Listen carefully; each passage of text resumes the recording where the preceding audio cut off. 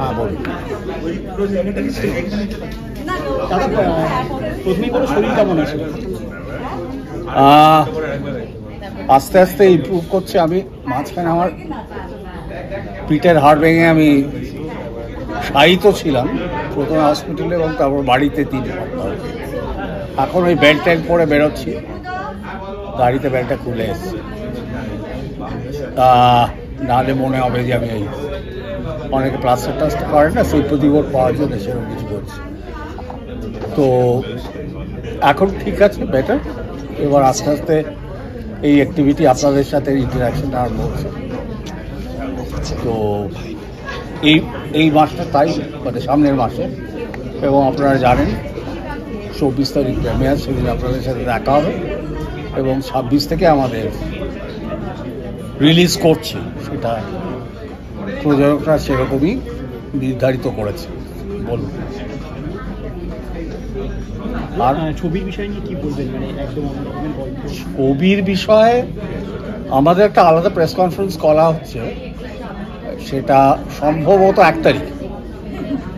সেই দিন আরও খোলতা করে বলা যাবে। আজকে এই গানটার জন্যে যে কেন হঠাৎ একটা ইংরেজি গান বাংলা ছবিতে, এবং সেটার যে এরকম আমার ধারণা ছিল না কত মিলিয়ন হলে কি ভালো হয় খারাপ হয়, তবে শুনলাম এটা খুব ভালো করেছে। 1.5 দিনে 2 মিলিয়ন ক্রস করে গেছিল। তো ছবিটা হলো, এটাকে একটা নাম শুনেই বোঝা যাচ্ছে যে একটা ফেলুদার সাথে মানে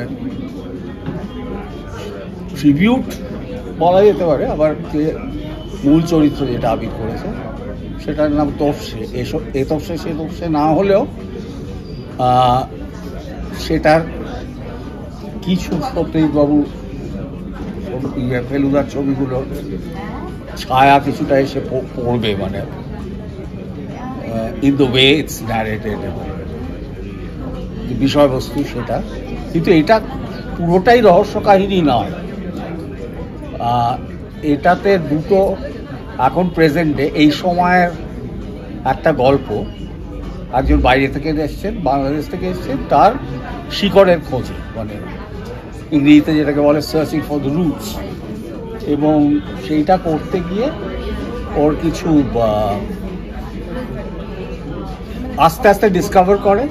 আর একটা এই মিস্ট্রি ধাঁধা সলভ করার ব্যাপারে জড়িয়ে পড়ে, যেখানে তফসে বা আবির ওকে হেল্প করে। এবং একটা ব্যাক স্টোরিটা হলো 60s এবং সেইতে যে চরিত্ররা আছে তাদের মধ্যে একজন যে রোজা সেই ভূমিকাটা করেছে। রোজা এটা ছাড়াও মেন প্রোটাগনিস্টের ভূমিকায়ও একটা রোল প্লে করেছে, সেটা তুমি আর বললাম না। তো আপাতত একটু এরকমভাবেই বলে রাখি, আর খুব ডিটেলে না দিয়ে, যে এটা একটা এমনি গল্প, সার্চিং ফর দ্য রুটস সেই গল্পও আছে, এবং একটা রহস্যের কোনো নেই, প্রাইভেট ইনভেস্টিগেটর নেই বা প্রফেশনাল ডিটেকটিভ নেই, কিন্তু আছে, মানে ডিটেকশন আছে, রহস্য কিছুটা আছে। মানে এই রহস্যের উন্মোচন রয়েছে এবং কিছু চরিত্রের নাম সত্যি অমর সৃষ্টির সঙ্গেও মিলে যাচ্ছে। তোমায় কীভাবে দর্শকরা পাচ্ছে এবং যদি কী থাকছে গল্প একটু শেয়ার করা যায়? আনফর্চুনেটলি আমায় দর্শক কীভাবে পাচ্ছে সেটা আমি বলতে পারবো না, বাট এইটুকু বলতে পারি যে আমার চরিত্রটা will be there as a চমক। মানে ছবিতে দুটো টাইম লাইন আছে, 2025 এবং 1960s। তো আমি 60-এর দশকে আছি, কিন্তু বাকিটা ক্রমশ প্রকাশ্য। 60-এর দশকে থাকলেও কী করছে, মানে সে কি রহস্যের সন্ধানে আবিদ্যার চরিত্রকে হেল্প করছে, নাকি সেই মূল আবিদ্যার চরিত্র আর আমার সঙ্গে কোনো অ্যাজ সাচ লিঙ্ক নেই। মানে আমি আজ there is obviously a mystery, সেই মিস্ট্রিটাকে আনরাভেল করতে 1960s-এও ট্রাভেল করতে হবে, প্রেজেন্টেও আসতে। আর আজকে এই জমজমাট গানের অনুষ্ঠানটা কেমন লাগলো? দারুণ লাগলো। আমি অ্যাকচুয়ালি একটা শুটিংয়ে আটকে গেছিলাম, ভাবিনি আসতে পারবো, but I really wanted to come. আর এই গানটা আমার কাছে সত্যি খুব কাছের, মানে স্মরণীয় হয়ে থাকবে, কারণ যে কোনো শিল্পীর কাছে তার প্রথম কাজ খুব স্মরণীয় হয়ে থাকে। আর আমার মনে হয় এটা আমার অভিনীত প্রথম দৃশ্য। আমার মনে আছে আমার জন্মদিনের দিন 12th সেপ্টেম্বর এই গানটা আমরা শ্যুট করি রাত্রে ট্রিঙ্কাসে, অ্যান্ড ওই যে আমার ঢোকাটা, that was the first shot I ever gave in my life. তো গানটা যে এতটা ম্যাজিক্যালি এর আউটপুটটা হবে এটা আমি সত্যিই ভাবতে পারিনি, because I was very nervous shooting করার সময়। এবং আজকে খুবই ভালো লাগছে, এক্সাইটেড লাগছে, দর্শকের কেমন রিভিউজ পাচ্ছি, আমার ইনস্টাগ্রামে যারা ডিএম করছেন, thank you so much to all of you. Song is looking great. আর তার আমার মনে হয় তার প্রধান কারণ হচ্ছে আমাদের ভিশনারি, আমাদের captain of the ship Anik Dutta, followed by Devojyoti Mistro and Tanya Deep. Obviously, I mean, it goes without saying, she's amazing. And Roja, my co-star, my secret lover. Thank you. যতকাণ্ড কলকাতাতেই তার আজকে গানটা launch হলে কেমন লাগছে? ভীষণ ভালো লাগছে, মানে যে এরকম একটা গান যে 1960s সময়ের একটা গান, সেটাও আবার আমরা ইংলিশে করেছি একটা বাংলা ছবিতে, খুবই একটা ইউনিক এক্সপিরিয়েন্স। আর তো এর আগে মনে হয় এরকম হয়নি, তো মানে খুবই ভালো লাগছে। আর লোকেদের তো খুবই ভালো লাগছে, 2 মিলিয়ন ভিউজ তো হয়ে গেছে। তো সিনেমাটা পিকচারাইজও হয়েছে, যেহেতু 1960s পার্ক স্ট্রিট কলকাতার সময়টা দেখানো হয়েছে। সো ভেরি এক্সাইটেড, খুবই ভালো লাগছে। আর ছবি রিলিজ হচ্ছে 26 সেপ্টেম্বর যত কাণ্ড কলকাতাতেই। আপনারা সবাই প্লিজ এসে দেখবেন, অ্যান্ড আই এম শিওর আপনাদের খুব ভালো লাগবে। Pre Puja release. Come and take me to the moon tonight, my secret lover. We are the souls making love tonight, my secret lover. Thank you. Thank you. That's it. যত কাণ্ড কলকাতাতেই আমরা জানতে পারলাম একদম সত্যিকার অমোঘ একটা সৃষ্টি দিকে নেওয়া অনেক কিছুই। তোমাকে কীভাবে দর্শকরা পাচ্ছে যদি একটু ওয়েল, আমাকে কীভাবে পাচ্ছে সেটা মোটামুটি, আর আমার যে ক্যারেক্টারটা সুজি, তার ব্যাপারে অনেকটাই বলা হয়েছে। She is an Anglo Indian girl. বেশ কয়েকটা ছবি সোশ্যাল মিডিয়া প্ল্যাটফর্মসে অলরেডি সবাই দেখেছে, গানটা সবাই দেখেছে, বাট বাকি চরিত্রটা কিন্তু খুবই মিস্টিরিয়াস। সো সেটা দেখার জন্য থিয়েটার্সে আসতে হবে। আর আমি আর বেশি কিছু বলতে পারবো না, but yes, it's a very very interesting film. এই চরিত্রটাই কি রহস্যের সমাধানে এগিয়ে যাবে নাকি রহস্যটা আরো জটিল করে তুলবে? এই চরিত্রটা রহস্যটার একটা পার্ট, এই চরিত্রটা রহস্যের মধ্যে জড়িয়ে গেছে, এবং এই মেয়েটার গল্পটা আমরা জানতে পারবো অ্যাজ দ্য স্টোরি আনরাভেলস।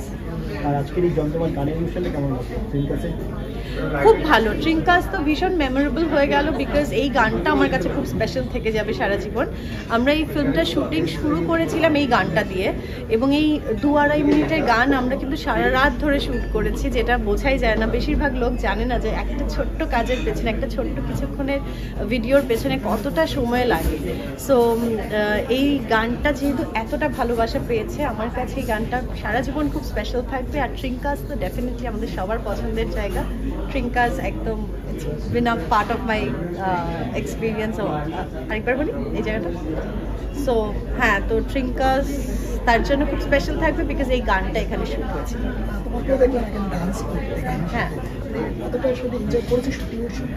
শুটিংয়ের সময় খুব এনজয় করেছি, but at the same time আমার জন্য খুব ডিফিকাল্ট ছিল, বিকজ ওই সারা রাত যখন সবাই বসেছিল চারপাশে, আমি কিন্তু একা দাঁড়িয়েছিলাম, এবং আমাকে কনস্ট্যান্ট নেচে যেতে হয়েছে, গেয়ে যেতে হয়েছে, যতক্ষণ না অবধি গানের পুরো শুটিংটা কমপ্লিট হয়েছে। Thank you. Thank you so much.